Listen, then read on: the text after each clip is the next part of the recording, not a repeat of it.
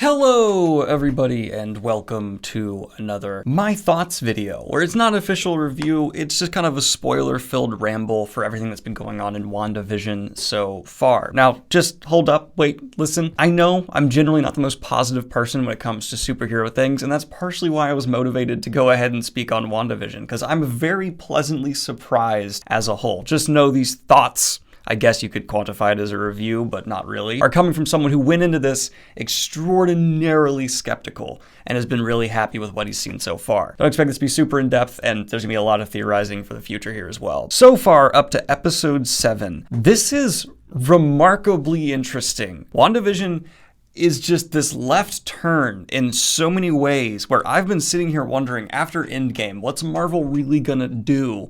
I mean, obviously they're gonna keep putting out these big origin story slash, team up superhero movies, but how are they gonna keep people interested in a more, meta sense? And I think they've accomplished that brilliantly with WandaVision. There have been a couple disappointments for me so far. I was really hoping here in episode 7 we'd get a Reed Richards reveal and bring in the Fantastic Four. That was not the case. Sad Daniel, but who knows what the future's gonna bring. We have a couple episodes left. But what WandaVision has proven to me is Marvel is willing to be more unorthodox than I predicted they would. I thought they were getting very safe in their formulas, but with showing me they're willing to have a fourth wall breaking, main characters from the Avengers, very personality filled show that's not reliant on action sequences. It's purely just what's going on in the universe, the acting, the drama that's propelling it, and the very strange circumstance. Marvel's got a lot left in the bag. I mean, they're showing that boldly here. And this episode specifically kind of pushed me over the edge. I had another disappointment where I really hope we get an answer with Quicksilver, the actor from X-Men, playing him here. We haven't gotten that, and I have a suspicion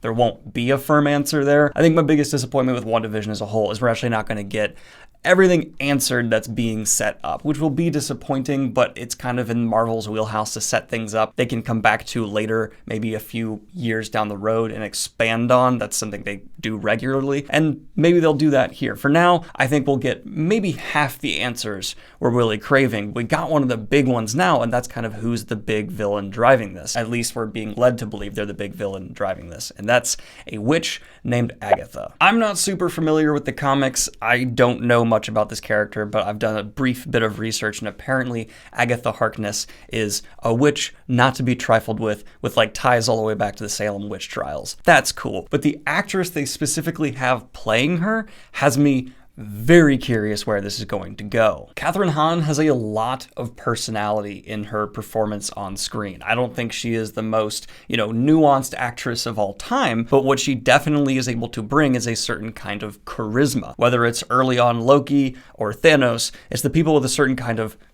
taste to them that result in the most memorable villains the MCU's had to offer. The ones you forget the most are the ones who were played by actors who just don't bring much. Now, this isn't like constant praise. Like, there's humor that's not landing for me kind of frequently, and overall, I'm not entirely convinced, as I mentioned before, we're going to get as much catharsis as a lot of people are seeming to predict online. I think this is meant to be a show that's going to leave us with a lot of questions and try and push us into further Marvel projects like the Multiverse of Madness, obviously. But I don't know, I'm very happy so far overall, I'd say, with WandaVision. This for me is up there with actually like top tier Marvel Cinematic Universe projects, believe it or not, because it's so different and it gives me a lot of faith in their future, which is not something I get to say very often. I'm very much so known to my audience as a superhero skeptic when it comes to movies and things like that. I mean, I definitely praise the ones that I like, but I will decry a lot of the other things going on. Now, in terms of my own personal theories, obviously we're still going to get one big major reveal because we've had actors involved saying there's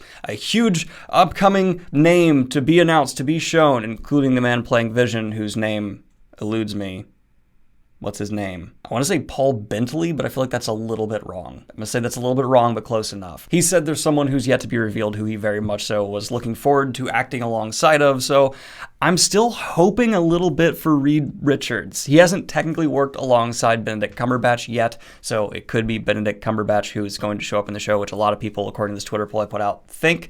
I just want it to be Reed Richards. And I don't think this villain is going to be completely dealt with. I predict this witch character is going to be a part of a larger threat we're dealing with for Phase 4. Some people are putting forward some of the more devilish-inspired characters the MCU's had to deal with. I've seen some people put forward some detractions to that, saying like, Marvel's not likely to get into hell stuff because that's really hard to get past Chinese censors. But I don't know. I think it would be really interesting and something a lot of people don't see coming if the next phase of Marvel is actually going to be dealing with Mephisto or the literal devil or something along those lines. That'd be neat. I'd be down for it because it's, again, a left turn. And anytime they zig when I expect them to zag, it gets bonus points because I like being surprised. I like my expectations to be subverted as long as it's, thought through. And I guess my last bit of speculation is something I already hit on. I don't think we're going to get a solid answer for why the X-Men actor was brought in to play Quicksilver. I think they're going to have that as a big, we got your attention. A bunch of people tuned into WandaVision because that was a big headline social media getter. Do we going to explain it thoroughly? Do we going to connect it to the actual X-Men movies? No, I'm gonna sweep that under the rug.